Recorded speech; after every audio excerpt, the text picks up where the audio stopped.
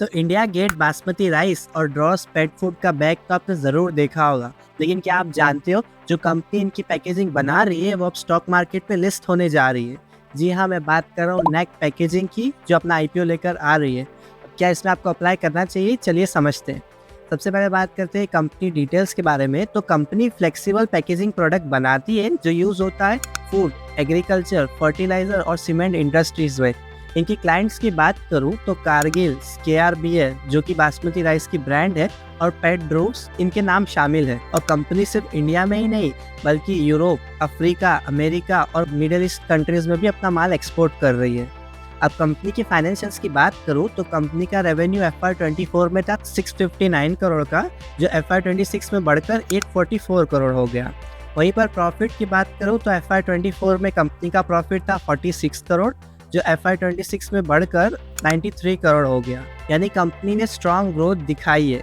अब इससे आगे चल के आईपीओ डिटेल्स की बात करूं तो आईपीओ ओपन होने वाला है 1 जुलाई को और क्लोज होगा 3 जुलाई। प्राइस बैंड रहने वाला है 161 से 170 पर शेयर, और इशू साइज रहने वाला है 440 करोड़ का। इसमें से मेजॉरिटी ऑफ द पैसा फ्रेश इशू में जाने वाला है, और कंपनी पैसे से गुजरात में एक मैन्युफैक्चरिंग फैसिलिटी लगाएगी और रेस्ट ऑफ द पैसा जनरल कॉर्पोरेट पर्पस में यूज होगा।